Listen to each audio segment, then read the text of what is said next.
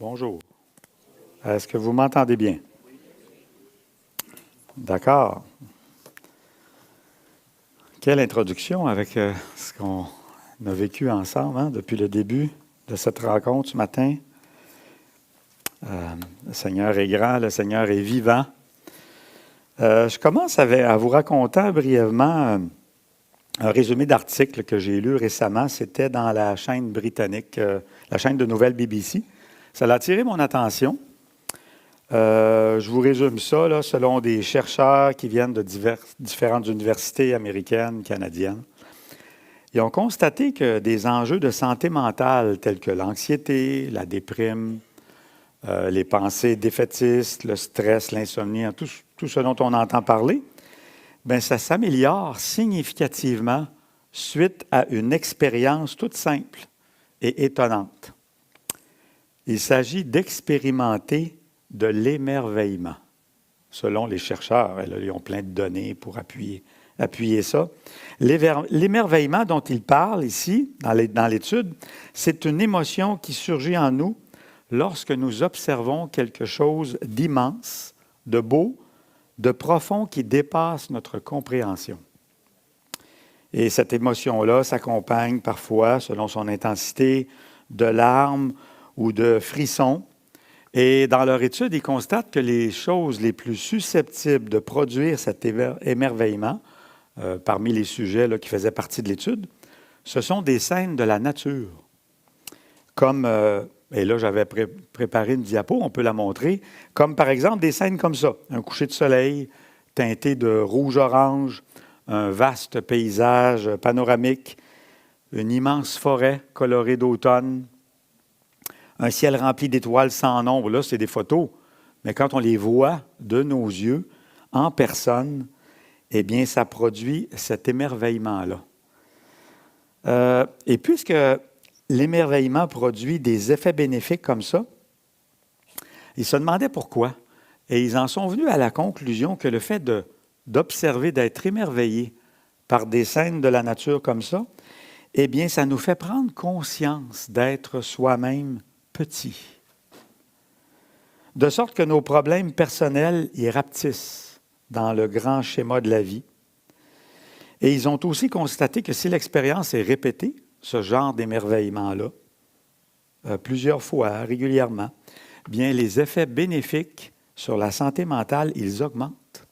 Ils augmentent. Et donc, c'était en gros l'article. On n'est pas surpris que la science présente fièrement ses nouvelles découvertes, elle est tout fière de ça, alors que nous, on sait qu'en réalité, dans la parole de Dieu, inspirée par la sagesse de Dieu, Dieu avait déjà fait connaître depuis longtemps ses soi-disant bienfaits. Alors, puisque contempler une scène grandiose comme ça, et on peut fermer la diapo, s'il vous plaît, ça peut produire des effets bénéfiques pour notre santé mentale. Imaginez à quoi on peut s'attendre comme bienfait quand on contemple le Créateur de ces choses-là, de cette nature-là, tel que la Bible nous le présente. Et par exemple, j'ai choisi Romains 1,20 qui nous dit ceci: « Les perfections invisibles de Dieu, sa puissance éternelle et sa divinité se voient comme à l'œil nu, depuis la création du monde, quand on les considère dans ses ouvrages. » Et donc, Dieu nous a créés pour être en relation avec lui, pour être émerveillés par sa grandeur, par son amour qu'on a chanté ce matin, par sa sagesse, par toutes les qualités de sa personne qui constituent ce qu'on pourrait appeler dans la Bible sa gloire. Malheureusement, à cause de la rébellion universelle de l'humanité, on a brisé cette relation-là avec Dieu. Et la Bible dit que l'humanité est privée de sa gloire, la gloire de Dieu, et ce qui conduit à notre condamnation, notre ruine, toutes sortes d'enjeux de santé mentale. Cependant, dans sa grâce, Dieu est venu en Jésus, dans cette humanité qui l'avait rejetée, et Jésus invite chacun à s'approcher de lui pour rétablir cette relation et s'émerveiller de sa gloire. Et donc, ce matin, ce qu'on va faire, en imagination, évidemment, on va monter sur une montagne. Pas simplement pour faire une randonnée, comme on en fait souvent, en présence de Jésus. Parce que le titre du message ce matin, c'est « Contemplons la gloire de Jésus ». Et on va voir ensemble 4 choses. D'abord, la gloire de Jésus, elle est divine. Ensuite, on va voir, dans notre texte, que la gloire de Jésus surpasse la gloire de Moïse. On va voir ensuite que la gloire de Jésus surpasse la gloire de Élie. Et enfin, on va voir la gloire de Jésus qui resplendit dans sa mort et dans sa résurrection. Et donc, on va prier maintenant. Seigneur Jésus, oui, on veut être attentif à ta gloire ce matin.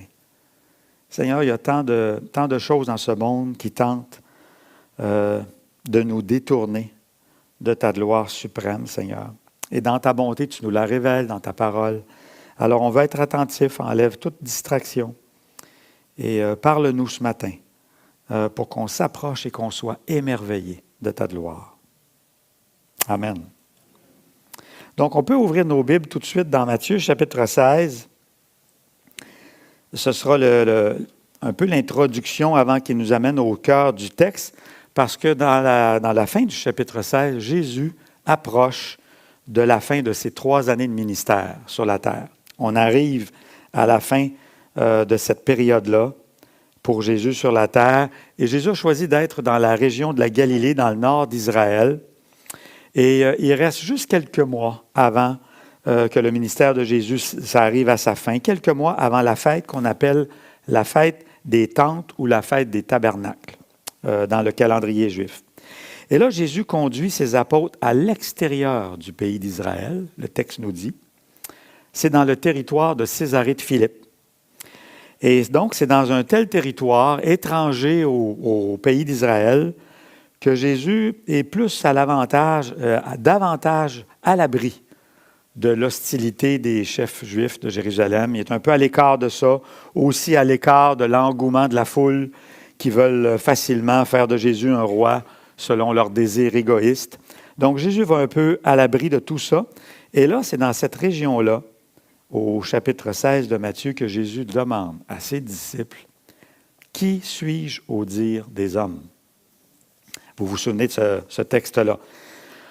Alors, bon, les disciples rapportent tout ce qui se dit au sujet de Jésus. Certains pensent que Jésus, c'est un grand prophète, un très grand prophète, peut-être même Élie, le prophète qui était supposé d'arriver juste avant l'arrivée du Messie.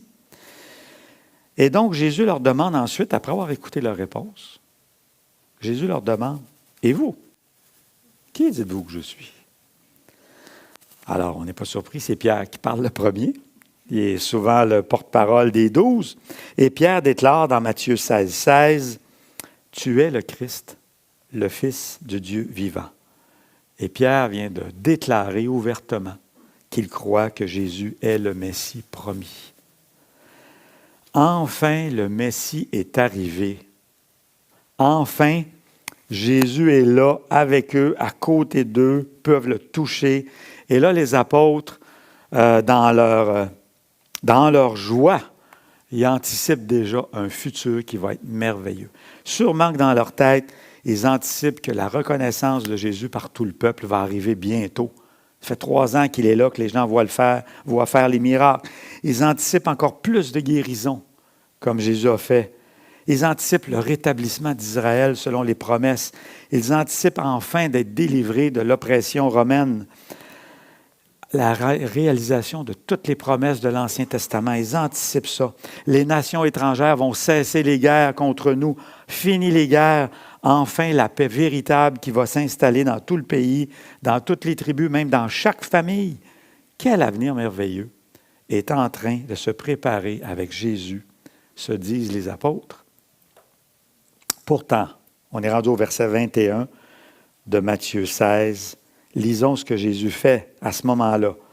Dès lors, Jésus commença à faire connaître à ses disciples qu'il fallait qu'il aille à Jérusalem, qu'il souffre beaucoup de la part des anciens, des principaux sacrificateurs et des scribes, qu'il soit mis à mort et qu'il ressuscite le 3e jour. Tout de suite après que Pierre vienne de faire cette déclaration-là, étonnante que Jésus est vraiment le Messie, Jésus leur annonce tout de suite après des événements très sombres. Jésus les avertit des souffrances qu'il va subir, même qu'il devra mourir. Pour les apôtres, là, c'est impossible. Voyons donc, c'est lui le Messie. Il a toute la puissance contre les ennemis, il a toute la puissance contre les incrédules, il a toute la puissance contre les démons, il a toute la puissance même contre les forces de la nature. On le veut arrêter des tempêtes. Comment pourrait-il mourir? Et on remarque dans les évangiles, dans la progression, que c'est ici la première fois que Jésus clairement annonce à ses disciples sa mort et sa résurrection. Puis Jésus ajoute un autre avertissement. Pas fini, au verset 24 et 25, je vais le résumer. Jésus est en train de leur dire que ceux qui veulent le suivre, eux aussi vont connaître des souffrances, puis devront renoncer à eux-mêmes. Jésus ne l'arrête pas là, il leur donne une espérance cependant. Il leur dit comment tout ça va se terminer à la fin complète. Dans Matthieu 16, 27, il leur dit qu'il va revenir victorieux. Le Fils de l'homme doit venir dans la gloire de son Père avec ses anges. Alors essayons de nous placer un peu dans les pensées des apôtres pour essayer d'imaginer à quel point cette séquence d'événements-là leur semble incompréhensible, déroutante. Voyons donc, Jésus va mourir, puis nous, on va perdre la vie. Pourquoi Dieu permettrait tout ça avec toutes les promesses? Leur cœur est devenu lourd, ça l'a changé vite. Ils sont dans la confusion. Et Jésus, dans sa bonté, à ce moment-là, au verset 28, le dernier verset de Matthieu 16, Jésus leur fait ensuite une promesse un peu étrange pour fortifier leur foi en son retour à la toute fin. Voici ce qu'il leur dit. Je vous le dis en vérité, quelques-uns de ceux qui sont ici ne mourront point, qu'ils n'aient vu le Fils de l'homme venir dans son règne. Et le mot règne ici parle de majesté, parle de splendeur royale. Voilà la promesse. Et déjà, on peut penser à une application pour nous, dans nos vies. Il nous arrive à nous aussi, un peu comme les disciples, de traverser des périodes de déception, de confusion, des périodes de tristesse. Les événements ne se produisent pas tels qu'on avait espéré. Ils ne sont pas tels qu'on avait anticipé. On avait pourtant prié, puis ce n'est pas ça qui se passe. Par exemple, on lutte encore avec tel péché ou avec tel trait de caractère difficile. Au travail, bien, le patron est toujours aussi inflexible, injuste. Ou encore à l'école, pour les plus jeunes, les mêmes étudiants continuent de nous mener la vie dure. Ça n'a pas changé. Ou encore un problème de santé douloureux, mais il ne s'améliore pas du tout avec le temps. Ou encore, les courtes vacances n'ont pas apporté le repos et la joie qu'on espérait tant. Ou encore, les enfants à la maison sont de plus en plus turbulents. Ou encore, les autres enfants, devenus adultes, nous causent des soucis et des prières de supplication. Tout ça peut nous mener à des déceptions, le cœur lourd un peu comme les disciples. Et là, on peut se demander, quand on vit ça, de quoi nous avons le plus besoin dans ces périodes-là? Ce dont nous avons le plus besoin, ce n'est pas une solution rapide à toutes ces épreuves pénibles-là. Selon notre texte aujourd'hui, ce dont nous avons le plus besoin, c'est de fixer nos yeux sur Jésus et de contempler et être émerveillés de sa gloire.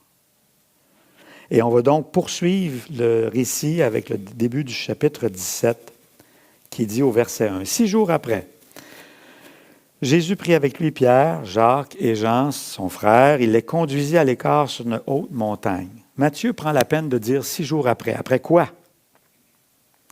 Bien, le verset d'avant nous le dit. 6 jours après que Jésus ait fait cette curieuse promesse, c'est là que le récit débute, c'est là la suite des événements. Et les deux autres évangiles qui parlent du même événement, Matthieu et Marc, prennent la peine, eux aussi, de faire ce lien-là temporel. Et donc, il est important. Là, on peut se demander 3 apôtres que Jésus choisit. Pourquoi 3? C'est curieux, ça. C'est même injuste un peu, non? Bien, si on pense à ce qui est dit dans l'Ancien Testament, on demandait 2 à 3 témoins pour valider un événement important. Donc, il est possible que Jésus décide d'en prendre 3, sachant que plus tard, ils vont devenir des témoins qui vont authentifier ce qui s'est passé dans quelques instants. Et là, on pourrait se demander, bien, pourquoi pas prendre les 12? Tant qu'à y être, on les amène toutes sur la montagne.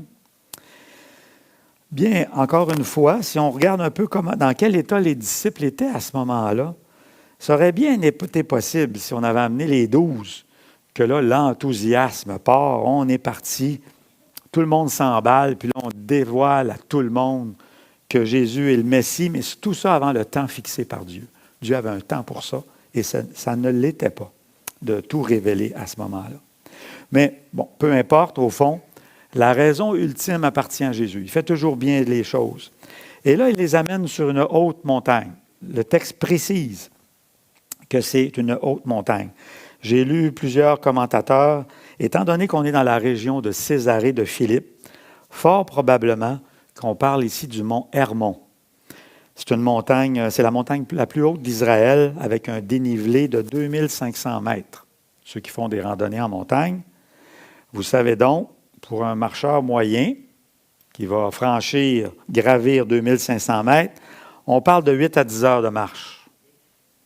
Déjà, on suppose que cette randonnée-là que Jésus initie avec les 3 autres, eh bien, ça s'est probablement terminé dans la soirée ou même dans la nuit, dans l'obscurité. Et donc, il n'est pas étonnant dans le passage parallèle de Luc 9 Luc précise que les apôtres, là, ils étaient rendus appesantis en haut. Et ils luttaient même contre le sommeil, pendant que Jésus, lui, était en prière. Et donc, il y a beaucoup de similitudes là, entre ce qui se passe ici et ce qui va se passer dans quelques mois dans le jardin de Gethsémane, avant que Jésus soit arrêté, en présence des 3, qui étaient tout proches de lui. Beaucoup de similitudes, mais on n'a pas le temps de faire tout ce parallèle-là. Allons au verset 2. Le texte continue, on lit. « Il fut transfiguré devant eux. Son visage resplendit comme le soleil et ses vêtements devinrent blancs comme la lumière. » Transfiguré. Dans le langage grec original, c'est le même mot qu'en français qui a donné « métamorphosé », ce qui veut dire un changement pas seulement d'apparence extérieure, un changement de forme intérieure qui se reflète à l'extérieur. Et donc, on comprend qu'à ce moment-là, le corps de Jésus est devenu tel qu'il sera lors de son retour. On arrive à cette conclusion-là quand on compare avec les textes de l'Apocalypse. Je vous donne les références. Apocalypse 1, 14 et 15, où on voit Jésus qui a une apparence tout à fait similaire. Et c'est dans ce texte-là que Jésus dit « J'étais mort et je suis vivant au siècle des siècles ». Un autre texte d'Apocalypse, pour référence, 19, 15, où Jésus est appelé le roi des rois. Donc, c'est clair ici que la lumière que l'on voit, la gloire que les disciples voient, c'est la gloire de Jésus qui démontre qu'il est Dieu. Alors, les disciples, on a dit, ils luttaient contre le sommeil, probablement qu'ils se frottaient les yeux de temps en temps pour essayer de se garder réveillés. Mais à un moment donné, quand ils ouvrent les yeux, ils voient une lumière éclatante, indescriptible. Ils doivent se dire, mais est-ce que je suis en train de rêver? Là? Qu'est-ce qui se passe? La façon que la lumière est décrite en intensité, on cherche des comparables. C'est un peu comme quand vous sortez l'hiver, un soleil éclatant sur la neige blanche, à quel point c'est éblouissant, ou encore le midi, l'été, le soleil qui est si aveuglant quand on sort d'un endroit plus sombre. Même ces comparables-là ne suffisent pas à décrire l'intensité de la lumière que les 3 apôtres voient. On peut à peine supporter une lumière comme ça, quelques fractions de secondes, puis il faut détourner les yeux, y retourner, détourner les yeux. C'est probablement ce qu'ils vivaient. Et en voyant tout ça, c'est le visage de Jésus qui rayonne comme ça. On est juste rendu à son visage. Ses vêtements, quant à eux, sont tellement blanc, si blanc que rien sur la terre ne peut blanchir de cette façon des vêtements. Et donc, les trois apôtres, ici, entrevoient la gloire de Jésus, la gloire de Dieu. Qu'est-ce qu'on entend par gloire de Dieu? On dit souvent ça dans notre langage, hein, c'est pour la gloire de Dieu. Quand on cherche dans la parole, la gloire de Dieu, c'est l'honneur extrême, c'est l'excellence de son caractère, de la personne de Dieu. Et à chaque fois dans la parole de Dieu que cette gloire-là se manifeste, elle est toujours accompagnée d'une lumière éclatante qui entoure la parole de Dieu, qui entoure sa présence plutôt, sa révélation. Je vous donne un verset de Psaume 104. Vous pourrez voir, « Éternel, mon Dieu, tu es infiniment grand, tu es revêtu d'éclat et de magnificence, il s'enveloppe de lumière comme d'un manteau. » Et donc, Jésus, suite à sa promesse de 6 jours auparavant, il révèle sa gloire, ou en tout cas un aperçu de sa gloire. C'est la même gloire qu'il partage avec son Père, la même. Dans Jean, il y a des textes qu'on ne tournera pas, mais que l'un glorifie l'autre. Cette gloire-là est partagée. Elle est unique. Elle dépasse tout ce qui peut être admiré dans l'univers. Si on la voyait, ce serait encore plus beau que tous ces paysages-là qu'on pourrait voir en personne. Pourquoi? Eh bien, parce que la personne de Dieu est admirable, unique, éclatante, parfaite, incomparable.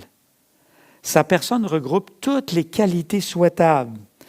Et c'est pour ça que sa personne appelle notre adoration. Et voilà pourquoi Dieu nous invite à l'admirer et à l'adorer.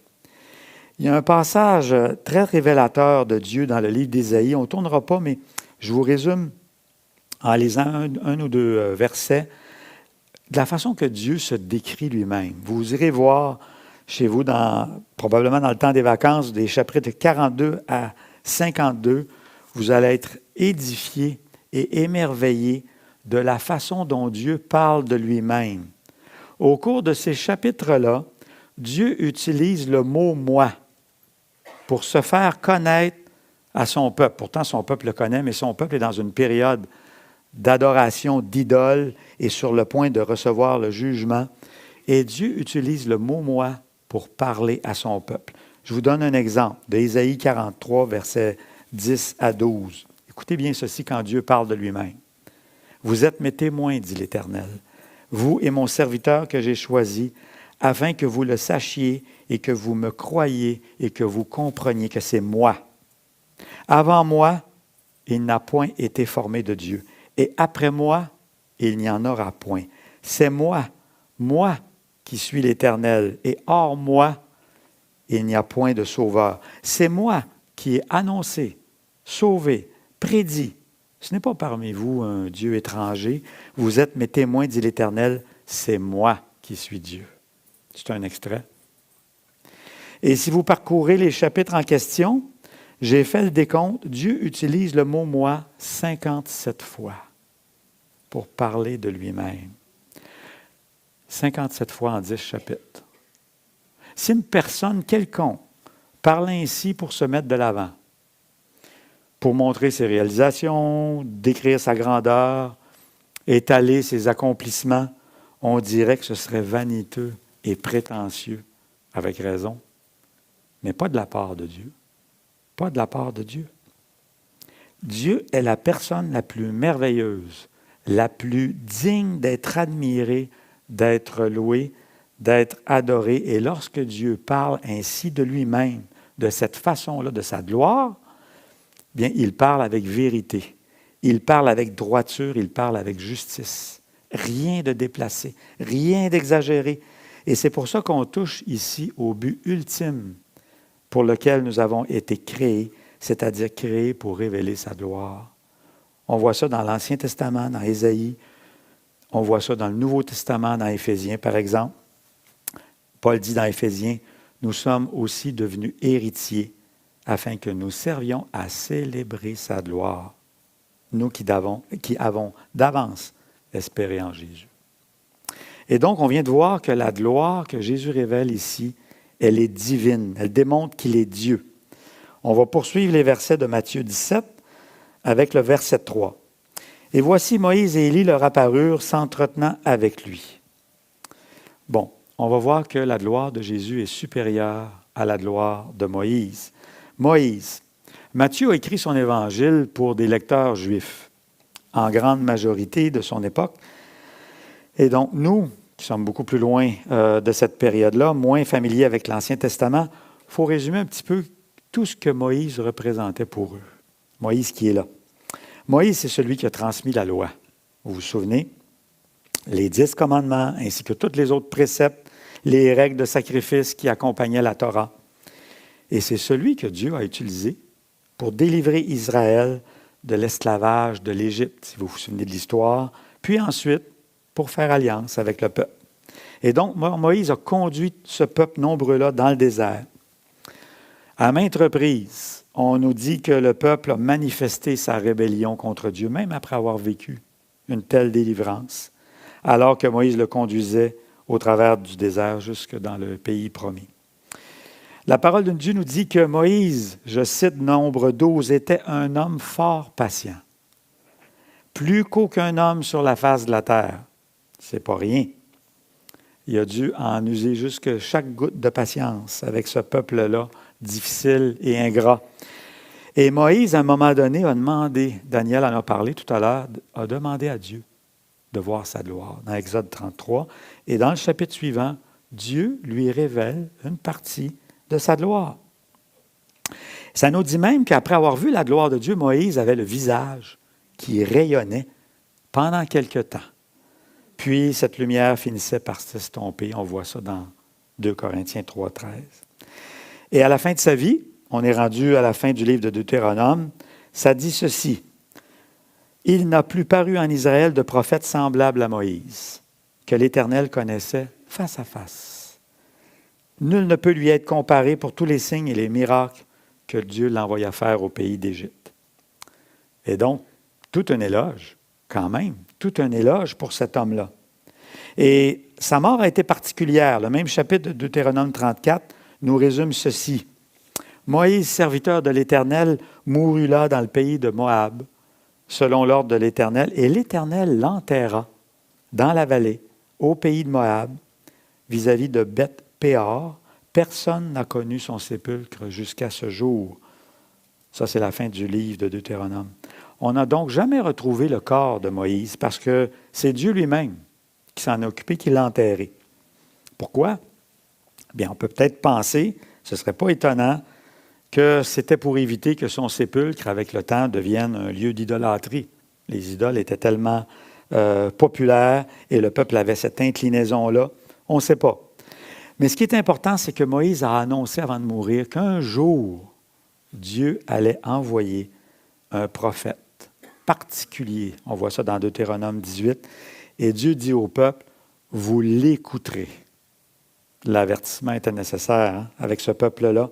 Et donc, ces paroles annonçaient la venue future du Messie, Jésus. Et là, Moïse est là, sur cette montagne-là, en présence de ce Jésus-là qui est le Messie, sur la terre glorifiée. Si on compare ce que Jésus a vécu, lui, comme intimité avec Dieu, non seulement il a parlé face à face avec Dieu, il est lui-même Dieu de toute éternité. Et donc, la gloire de Jésus, elle, ne s'est jamais estompée, comme celle de Moïse. Oui, elle a dû être cachée, on pourrait dire, tout le temps qu'il était sur la terre, un homme d'apparence ordinaire, mais elle ne s'est jamais estompée parce qu'elle sera révélée pleinement un jour. Et donc, on est d'accord pour dire que la gloire de Jésus surpasse la gloire de Moïse. Et là, on arrive à Élie, parce qu'il y avait 2 personnages. Élie, peut-être un peu moins connu. Si vous lisez son histoire dans l'Ancien Testament, vous allez constater que Élie est celui qui est l'ardent défenseur de l'adoration du vrai Dieu. C'était un homme courageux. Devant un roi impie, si vous vous souvenez, devant des centaines de faux prophètes qui adoraient des faux dieux, Élie seul se tenait debout. Au milieu du peuple idolâtre, Élie seul défendait l'adoration du vrai Dieu. Et lui aussi, Élie, il a vu une partie de la gloire de l'Éternel. On lit ça dans 1 Roi 19. Et curieusement, sur la même montagne, Sinaï, un peu comme Moïse. Et lorsque, enfin, Dieu révèle sa gloire à Élie, il y a un merveilleux passage, encore une fois, qui nous parle de la personne de Dieu, où on nous dit que Dieu, dans sa révélation, n'était pas dans le vent. Dieu n'était pas dans le tremblement de terre. Dieu n'était pas dans le feu. Dieu était dans un murmure doux et léger. Et donc, je pense que ceci évoque la douceur et l'humilité du vrai Dieu, contrairement aux idoles orgueilleuses que Élie dénonçait à l'époque. C'est son humilité, c'est sa douceur, ainsi que sa puissance qui agit toujours, elle accomplit toujours ses desseins, mais souvent de façon subtile, d'une façon qui semble faible en apparence, comme quand Jésus marchait sur la terre. Et Jésus marchait avec la puissance du Saint-Esprit. Et le contraste est frappant parce que malgré les actes spectaculaires que Élie a fait, vous lirez son histoire dans 1 Roi 18-19, malgré une vie de prière frappante, encore une fois, beaucoup de leçons à apprendre d'Élie, malgré tout ça, le Nouveau Testament nous dit que Élie était un homme de la même nature que nous. D'ailleurs, à la fin de son ministère, et c'est là qu'on voit qu'il est bien comme nous, que nous sommes bien comme lui, il est tombé dans une période extrêmement découragée, abattu. De quoi? Bien de ne pas avoir pu libérer le peuple de l'idolâtrie répandue partout, de l'amener à la repentance. Il n'a pas réussi. Et il était tellement découragé qu'à un moment donné, il a fait une demande insensée à Dieu. Il a demandé à Dieu de lui enlever la vie. On lit ça dans le livre des Rois. Et vous savez quoi? Dieu n'a pas répondu à cette demande-là. Au contraire. Dieu a envoyé un char de feu, enlever Élie et le prendre au ciel. On n'a jamais vu ça. Et donc, Élie a été enlevé au ciel sans passer par la mort physique.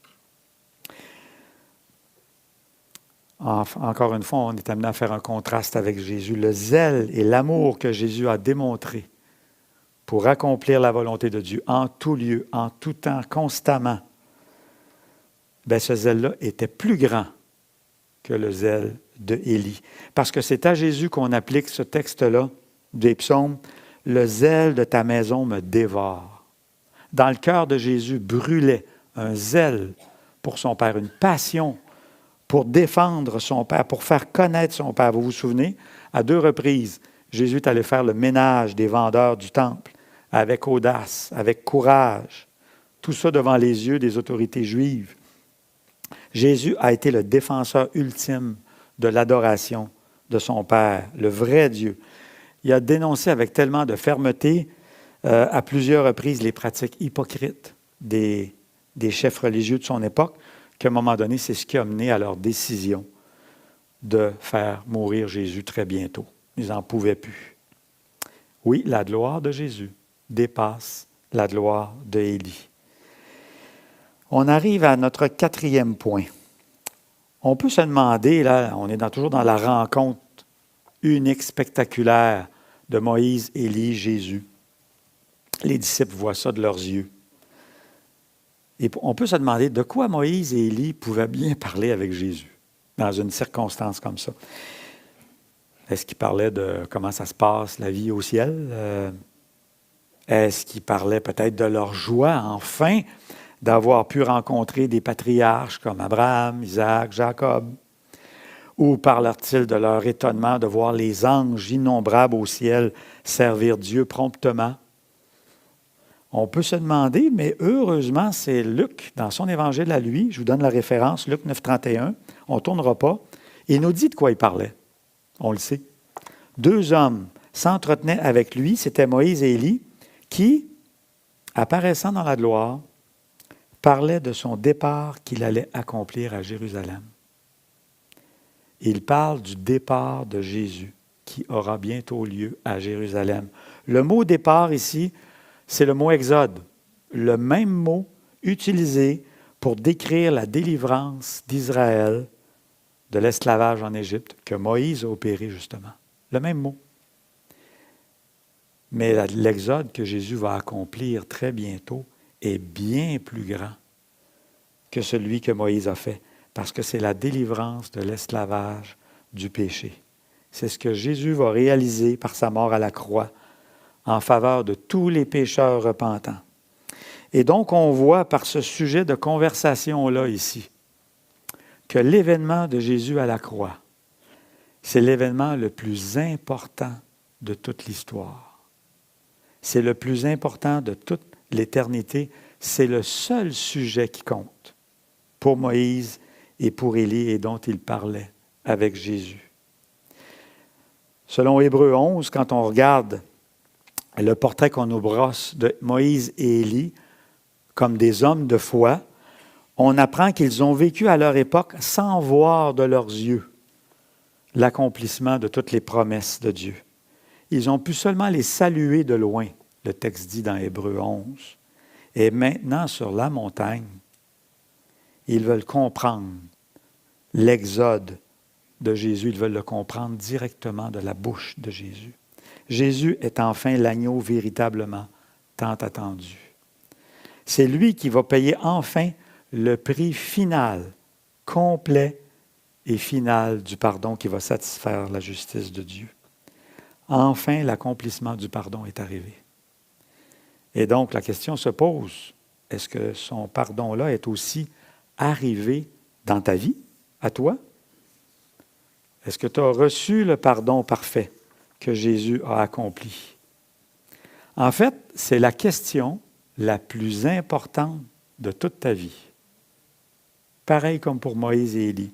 Tout le reste est secondaire dans ta vie. La question est la plus importante parce qu'elle tient au salut de ton âme. Et si tu n'es pas certain ce matin, tourne-toi humblement vers Jésus, dans la repentance, puis il va te donner gratuitement ce pardon qui, lui, il lui a coûté si cher.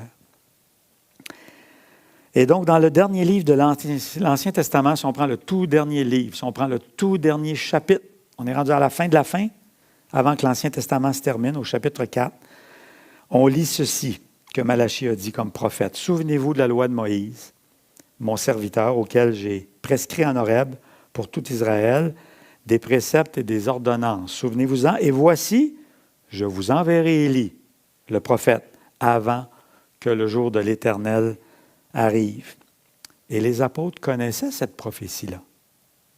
Ils savaient qu'Élie devait précéder le Messie. Et là, ils sont là. Les trois sont là, Moïse, Élie, Jésus. Et là, Luc nous dit dans le texte parallèle que alors que les deux hommes semblaient s'apprêter à partir, cette rencontre glorieuse-là, il semble, va se terminer. Pierre ose prendre la parole. Il fait à Jésus une demande un peu curieuse. Ça dit, au moment où ces hommes se séparaient de Jésus, Pierre lui dit, « Maître, il est bon que nous soyons ici ensemble. Dressons 3 tentes, une pour toi, une pour Moïse, une pour Élie. » Il ne savait ce qu'il disait, dit Luc dans son évangile. Qu'est-ce que voulait Pierre au fond ici? Est-ce qu'il voulait prolonger ce moment extraordinaire de gloire, ce moment avec les trois? Est-ce qu'il cherchait à installer des tentes, un peu comme à la fête des tabernacles, la fête des tentes qui approchait très vite, puis accorder à Moïse et à Élie un honneur égal à celui de Jésus? Est-ce que c'était un moyen d'éviter que Jésus meure? Repousser ça, comme Pierre l'avait dit 6 jours plus tôt, vous vous souvenez? Il avait dit « À Dieu ne plaise, Seigneur, cela ne t'arrivera pas. » Et tout de suite après, Jésus doit le reprendre pour lui dire que ses pensées ne sont pas les pensées de Dieu. On ne sait pas avec certitude, mais le texte nous dit que Pierre ne savait pas ce qu'il disait. Donc, c'était pas tout à fait à propos. Continuons le récit au verset 5 de Matthieu 17. « Comme il parlait encore, une nuée lumineuse les couvrit, et voici une voix fit entendre de la nuée ces paroles. Celui-ci est mon Fils bien-aimé en qui j'ai mis toute mon affection. Écoutez-le. » Remarquons que c'est encore alors que Pierre parle que la voix se fait entendre. Il a été interrompu par une nuée, il a été interrompu par la voix qui s'est fait entendre. Et là, Dieu le Père parle pour identifier le seul qui est au-dessus de tout, son Fils unique, qui est son bien-aimé. Il identifie Jésus avec l'ordre suivant, « Écoutez-le ». Ça nous rappelle quelque chose, hein? Moïse l'avait dit, « Quand le Messie viendra, vous l'écouterez.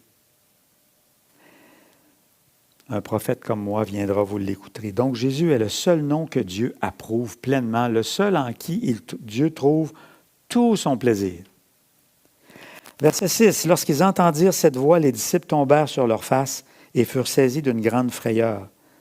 C'est la voix de Dieu le Père qui les a remplis d'effroi. » Tombe à terre, face contre terre. Et là aussi, il y a une application pour nous. Soyons pas trop sévères avec Pierre, parce qu'il nous arrive de lui ressembler. Nous aussi, parfois, Dieu doit nous interrompre dans nos paroles, dans nos discours. On n'a même pas le temps de finir. Il nous interrompt parfois dans nos projets. Est-ce qu'on accepte que Dieu nous interrompt? Dieu le fait par bonté. Il le fait par bonté pour ramener nos yeux sur Jésus et nous rappeler, c'est lui, mon fils. C'est lui. Juste lui. Écoutez-le. Écoute-le. Alors oui, la gloire de Jésus a été attestée ici par le Père, parce que la gloire de Jésus, c'est de toujours obéir à son Père. Ça va le mener à la croix. Et la gloire du Père, c'est de glorifier le Fils par la résurrection tout de suite après. Et donc, on arrive près de la fin de notre récit.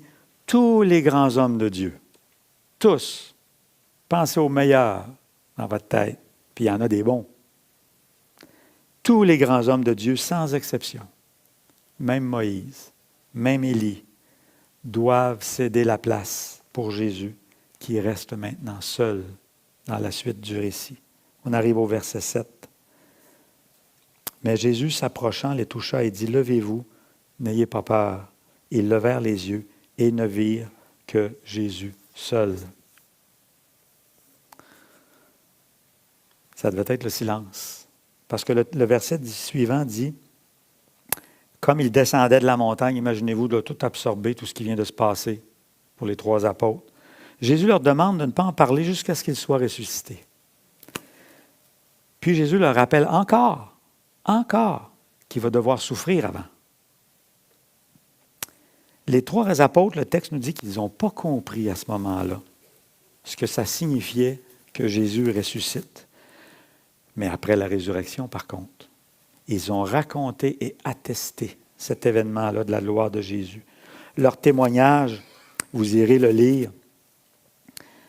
Jean, par exemple, il a écrit dans Jean 1, « Nous avons contemplé sa gloire, une gloire comme la gloire du Fils unique venu du Père. » Et quand Jean écrit ça, ça faisait une 50aine d'années qu'il l'avait vu de ses yeux.